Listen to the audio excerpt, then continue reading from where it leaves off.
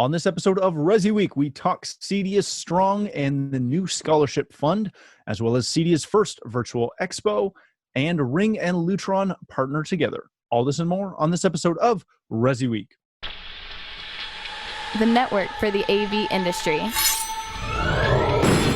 What are you listening to? This is AV. This is AVNation. This is AVNation. This is ResiWeek, episode 241, Virtually Impossible. Support for AVNation is brought to you by Atlas IED, innovative audio solutions for every business environment, and by Access Networks. Welcome to this episode of ResiWeek, your weekly roundup of all the latest news and stories for the residential AV industry. I'm your host, Matt D. Scott for AVNation.tv.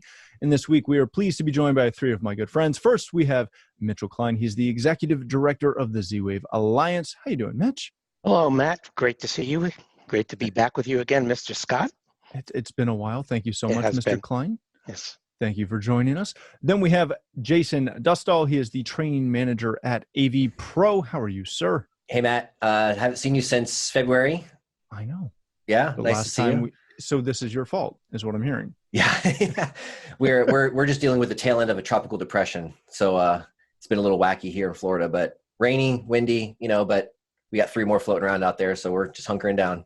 Enough to get you back in the game.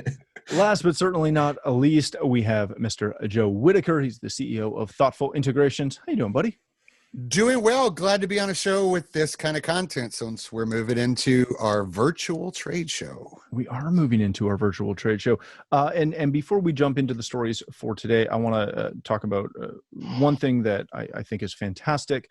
And we'll lead into that with this. If you have been living under a rock, CEDIA Expo is starting on a Wednesday. It's going to be fantastic. It's virtual this year, which is why we're recording this virtually as we normally do, opposed to around a lovely table somewhere in Denver. But one of the cool things that has come out of this COVID experience and all the fun stuff has been the CEDIA Strong initiative that CEDIA has put on. And Mitch, I want to talk to you real quickly about this. One of the things that should have been announced yesterday. We're recording this on Monday. This will air on Wednesday. This announcement comes down on Tuesday, so technically yesterday in the future. But I'm totally lost there. We're totally lost. I think he's in Australia. Essentially, this is a fantastic initiative from the folks over at CEDIA. In addition, or a part of the CEDIA Strong initiative is their new CEDIA Strong Scholarship Fund that's taking or being kicked off during the Expo season. It's to help bring and promote bringing people into our industry and getting them hooked up with some scholarships for training and the like. One of the biggest parts of this is that we are going to start a fundraising not us, CEDIA is going to start a fundraising campaign to help build up the coffers for the scholarship fund. And as I mentioned, it was announced on Tuesday. It's going to kick off at Expo. And one of the really, really cool things that we're doing in the show notes, you'll see a link to the donation page if you want to get involved. So whether you're an integrator, a manufacturer, anyone listening to this, go over to the donate tab and donate something for this. This is going to be a fantastic initiative for our industry as a whole. One of the really, really cool things about this is any donation that's made during CEDIA Expo, Emerald is going to match, which is huge. So Nice. Definitely take some time during Expo. You'll see it throughout the digital signage and the digital experience. You have an opportunity to go donate. Go do that, and we can take advantage of the matching offer that Emerald so graciously has offered to do. Mitch, you're part of the CE Pro All Pro band. You guys are going to be performing, I believe, on Tuesday night. I think it's actually... Thursday night. Yeah, Thursday night. Yeah, it's my mistake. On Thursday night, you guys are performing. You're also promoting the scholarship fund as well. Give us a little hint, little intro, anything you've got on the scholarship fund. Well, what I can tell you about is actually the performance. I actually get to take these things off the wall and actually use them. They're not just art? No, they actually get used. They're still smoldering from the heat from all the playing. But I'll tell you what's really cool about the band, and then I'll get into the support thing, is that to do a live performance virtually, you can't do it live, which sounds counterintuitive, but there's that much more work involved. Each individual performer has to learn their part and then record their part individually, just the audio, and then send it in for the master director, who happened to be Jeff Gardner, former CEDIA guy. Then we also record the video part, and then we send the video part out. So when you actually watch it, it looks like, oh my God, what a well choreographed thing. And in reality, it is well choreographed, but many, many, many more steps. But more importantly, put your headphones on and listen to it. I guarantee you'll be blown away by how good this band is. And even though I'm on it, it's still pretty impressive. So let me strongly recommend you do that. Hey, and then while you're there, just, throw a few bucks in. You got $5, $10, 20. It doesn't have to be a lot. It adds up. You may have recalled some of the political campaigns that we had during, I don't want to get into politics, but lots of small donations add up. So make your way over, throw in $10, $20, listen to the band, have a great time, and let's have a drink on me sometime when we get to see each other in person. Mitch, are you taking requests? Is the band taking requests? You can give requests, and we'll get them together for next year. Cool. Sweet. We'll see if we can fire up some Slayer or something. There's some pretty good tunes. Yeah, if last year was any indication, it'll be a really, really enjoyable concert. So definitely check that out on Thursday night. And as we mentioned, if you anything that you see or involved in on the CEDIA Expo virtual side, take a moment, donate into the scholarship fund. That would be fantastic. I, as a member of the community, would appreciate it, as I'm sure our guests would as well as all of your fellow friends within the community. It lifts us all. So definitely check that out. And as I mentioned, it'll be in the show notes on our pages. Gentlemen, let's jump into our first story of the day, or our second story of the day, I guess, at this point. This is coming to us from Residential Systems. So your in-person trade show has been canceled. Here are 10 tips for making the most of your virtual trade show experience. Tony lists a bunch of really good things, including, and I would argue this is one of the most important, you got to treat it like a real trade show, even though you're home, even though you're possibly sitting in your pajamas or your dress shirt and shorts, as I am. You got to plan out your day. You have to take the time to put some effort into it, just like you would if you were attending it in Denver, to get the most out of it. Mitch, I'm going to come back and start with you on this. Tony hits a really good cover of everything that you should do to stay on top of it. Is there anything in here that he missed that you would recommend? Absolutely. You need to build in time to stand up, to stretch. It's amazing how fast time will fly. And, time, as you get into the middle to the end of the day, you'd be surprised how fatiguing it is if you're not doing that. So definitely get up, stretch, and, by all means, hydrate. Same kind of things you would have to do live. Do it virtually. Yeah, very good. Jason, you're going to be heavily involved in this. You're doing some training. Obviously, AV Pro has a virtual booth. How do you stay excited for this? That's been the one thing that going to all of these virtual events that we've kind of been doing the last couple of months. It's not the same energy as it is when you're walking the floor and high-fiving Mitch. Yeah. How do you keep your energy up? Well, it's different. And I think for one thing, that's what's driving me, is that it's proposing opportunity to figure stuff out, and think outside the box and do some cool stuff that you normally wouldn't have been able to do in an in-person trade show. So just the fact that it is so different and everybody's kind of working together, and this is the first time we've all done it. I think that we've really worked out a lot of the kinks, and doing a lot of the stuff virtually. We talked about in the past doing some of these classes virtually, but it's always been, we've never really had an excuse to, and now we do. And we're really excited about it. We really think it's going to work great.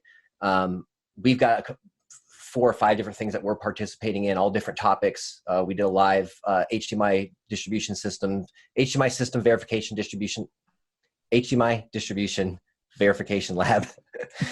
We did that. That was, it was different, right? Because normally you're in the booth and you can show potential customers how things work. You can plug things in and show them. It's a lot different when you have a camera, shooting you and a camera shooting the product, and just the making it all work has been kind of a fun challenge in itself, to me at least. Yeah, very good. Joe, you've been involved in a lot of events the last little bit. You're obviously heavily involved in CEDIA and CEDIA Expo normally. How do you go about trying to maximize this event? Whether you're a dealer, whether you're a manufacturer, how do you not just get overcome with the remote busyness of it? It's funny because I've thought about this a lot over the months, and it kind of comes down to a couple of different things.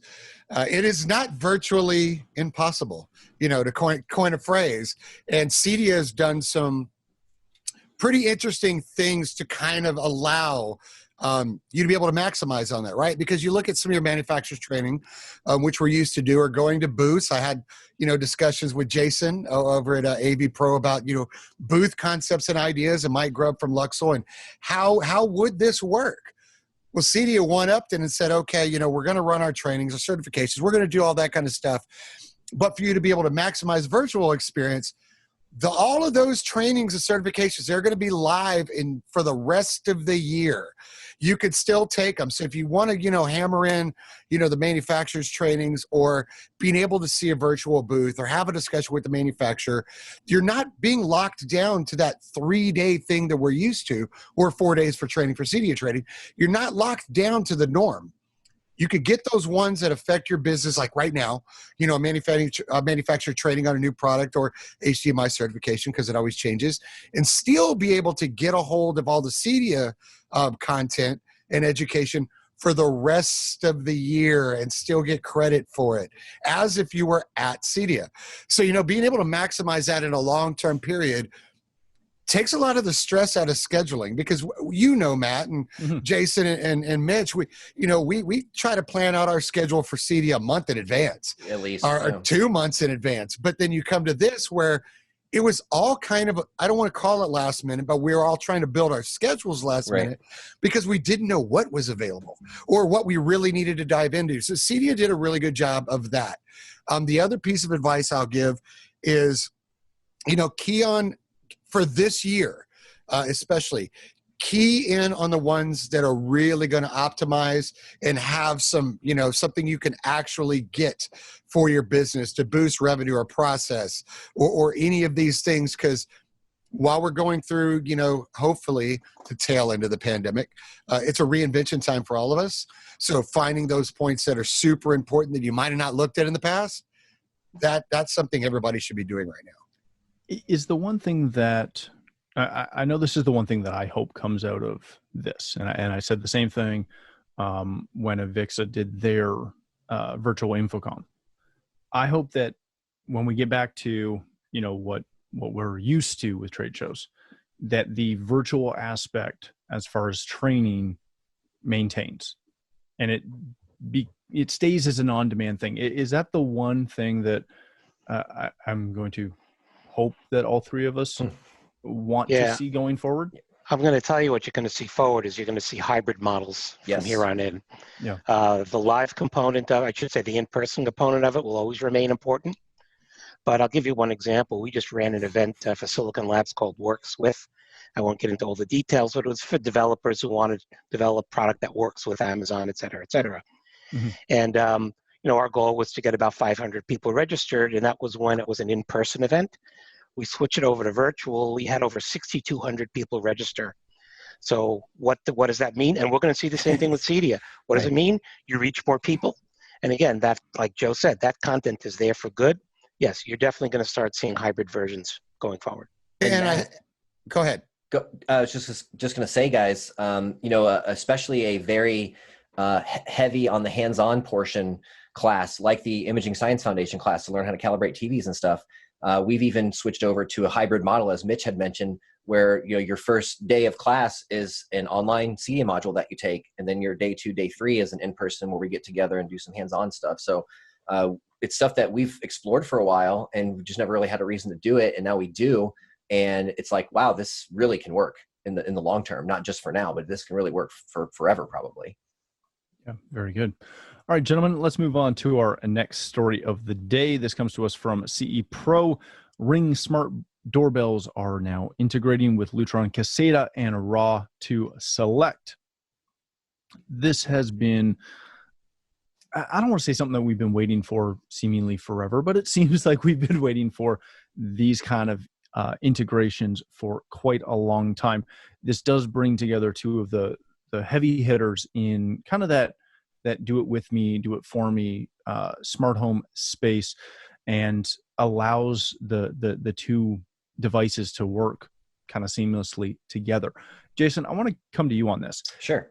This is one of those things that, as I said, I know myself, I've been waiting for forever. Ring has kind of become the de facto standard for smart doorbells. There are a lot of lighting options out there, but there hasn't been one that, really gives you that broad swath that Lutron offers. Is this kind of the big holy grail for helping homeowners go from entry-level DIY into automation? I think so. I mean, we are now at a point where you don't have to be in some high-end home or some millionaire type of person to have a smart home. Almost anybody can do it and afford it now. We're finally in that like Jetsons world where it's very available to everybody. From what I'm seeing down here, just going to different clients' homes for calibration work and to help them with different projects and stuff. Gosh, I'm seeing almost everybody has a Ring doorbell, and almost everybody has some sort of automation, whether it's just a couple of lights or maybe their whole entire AV system or maybe the whole entire house. So this is something that is just going to be bigger and bigger and bigger. I would anticipate would be bigger and bigger every year going forward. I myself haven't gotten a Ring doorbell yet, but shopping for them recently, I'm looking at different options, and it does seem like they're really the go-to right now. Yeah, very true. Joe, when you see this, you and I were talking last week, and this was something that we were both excited about. This was brought around by kind of the changes that Lutron has done in having APIs. Is this kind of that, hopefully going to be kind of that golden standard for running APIs and bringing arguably some closed systems back on board with the broader DIY audience? Well, it's an interesting thought. I got to give a big shout out to Andrew at Ring because of some things we've seen. And we know, there's a handful of either DIY, if you want to call them, or just, typical, IoT smart home devices. And there's brands that come to mind, right? There's, Google Home, and there's Amazon with the Echoes, and there's Ring, and there's Sonos. And many of them for so long have tried to control the user experience by not allowing other systems to be able to control the user experience, which for a while, okay, great idea. But then Ring jumps forward and comes up with an X line. Don't be surprised if you see what they're doing on their cameras to jump in that same kind of thing, because we all know the cameras that we typically put in these houses that we do work in, they're kind of commercial, enterprise based. You try to find a recording on your common NVR that we all put in right now. It's very kludgy for a customer to do. So Ring introduces the X line that has free recording for life. All right, and the app is super easy to use. So, but they saw the writing on the wall a little early. The thing with Lutron that I love about this, you're right about the API, is a lot of those APIs have been very locked on the home system side. Lutron, Control 4, Crestron, Elan, Savant, the list just goes on and on. They need to open those things up for these new options, because what is the best way to be able to sell, deploy, or get familiarity with the control system or with Lutron is through an even bigger branded name, like Ring. Yeah, like Ring. There you go. Everybody knows Ring. A lot of people do know Lutron, but branding, that opening that API, which Lutron did an amazing job with this, by the way. And of course, they've always kind of been that leader in innovation in that space. So it makes total sense that it was them. But that opens that option that hopefully now a lot of the other manufacturers are going to go, I need to pay attention to this, and I need to be next.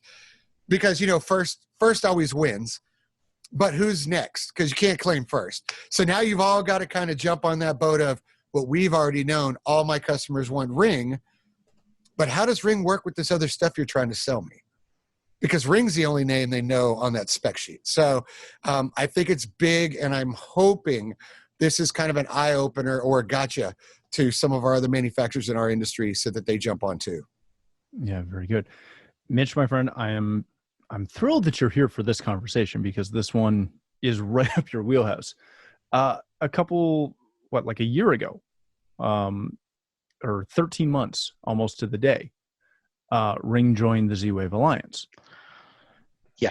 Z-Wave obviously it has a huge following in IoT. You guys are the de facto standard. Is this kind of the partnership that, kind of to Joe's point, leads the way to broad adoption of DIY devices, full-fledged, functioning with the traditional home automation platforms? Is this the one that gets us over the hump, or is this still? Because I'm not gonna lie, I'm not gonna mince words. My frustration with this, as excited as I am, my frustration with this story is it stops at RAW2 Select, which almost none of my customers personally have. They have RAW2. So they're hearing this, and I've gotten calls, and it's like, yeah, you paid too much for this. Is this going to get us there? It's a couple of things. You threw a couple of things out there that we need to address. I do that. First of all, the whole Lutron thing. I've been a huge fan of theirs. At one point, I was their number one dealer in the U.S. long ago, and I know that they're constantly challenged by working with third parties and then having access to some of the different product lines. So this is just the first step for Lutron. I would say stay tuned. I'm sure you'll see more coming from there. In terms of the Ring approach and the DIY, this is not yet the killer app that everyone's talking about. But again, a little bit of promotion here. Listen to the Works With event. So go to scilabs.com, go to the Works With event, and listen to the day 2 keynote with Jamie, okay? He obviously, he was one of the founder of Ring. He's the guy who brought his product to Shark Tank and got turned down, and a couple of years later sold it to Amazon for $1 billion. And listen to him very carefully because he lays out their plan. And remember, when I say that's Amazon's plan. They're not there yet with the killer app, but when they start talking about things like Fetch, and I don't know whether you guys have heard about this one before, but this is the kind of concept that we're going to, where we will get to that killer app, whereby enough of the homeowners or the renters in a particular area have the system up and running so you can track your dog, you can find your dog should your dog get out. And again, just one simple example. So this is not yet the killer app, but this is a major step, and they're going to keep seeing these steps go.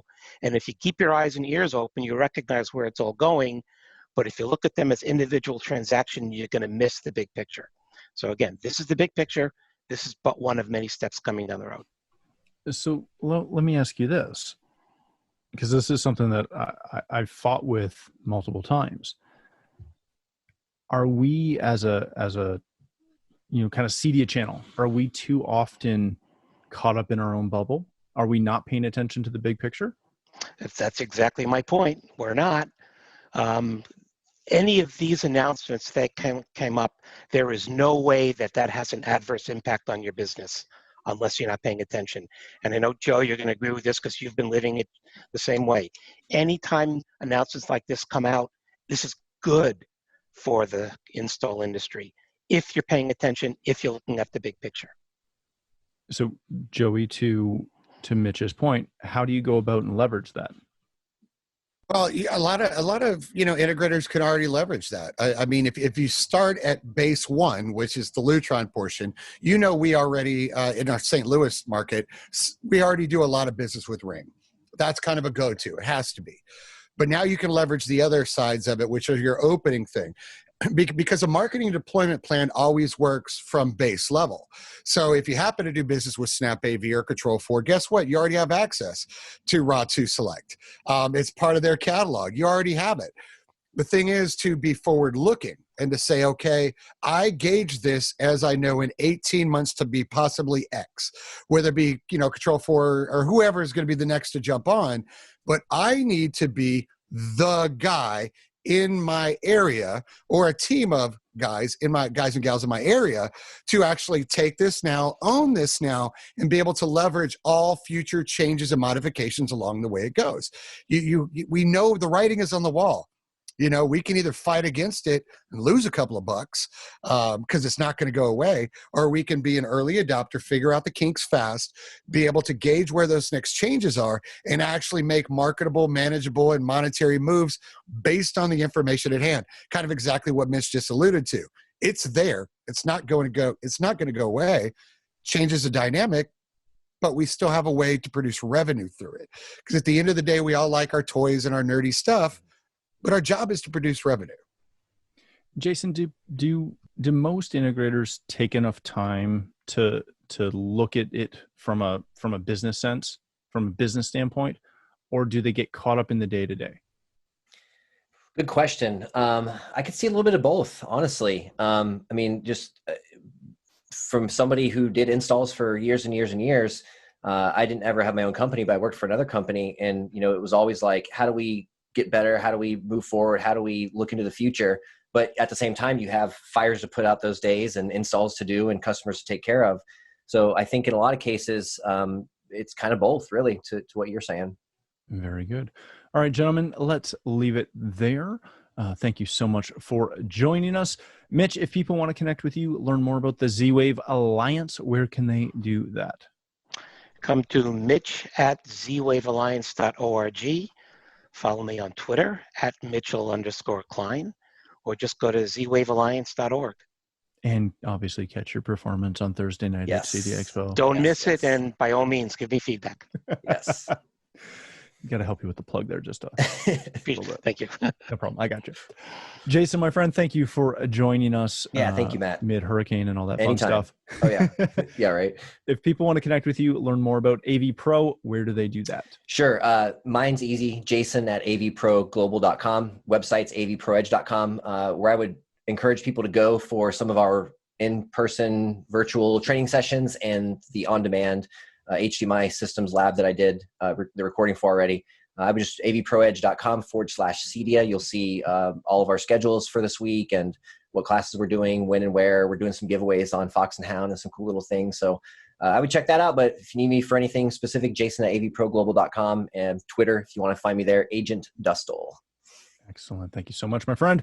Mr. Whitaker, thank you, sir, for joining us, albeit a little bit late, a little bit tardy today. If people want to connect with you, learn more about Thoughtful Integrations, where can they do that? You can always find me at joe@thoughtfulintegrations.com. You can always find me doing something with CEDIA. This year's virtual expo, I'll be doing a CEDIA talk on company culture and life cycle of the employee. I'll be on a workforce panel about find, hire, and retain your future rock star. And I will be doing a panel with the great Walt Zerby on 5G. So make sure to check those out. And shameless plug for good old AVNation. If you want to learn about some of the stuff that's going on out there, or even how to talk to clients and people about the technology we sell and we install, you can check out our show on AVNation, the Thoughtful Home Show, and it's also part of the AVNation family. So you can check us out there too.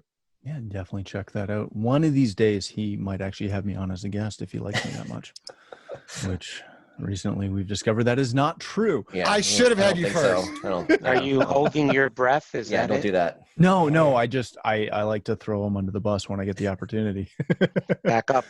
Exactly. Thank you, gentlemen, again for joining us. If you'd like to connect with me, you can find me on Twitter at Matt D. Scott, and pretty much every other social platform. But more importantly, please visit avnation.tv, where you'll find this show as well as a wide variety of other shows, including Joe's, with all the verticals that we cover. When you visit the website, please take a moment to check out our supporters. We are extremely thankful for their support and ask that you check them out as well. Thanks again for watching. That's all the time we have for this episode of ResiWeek.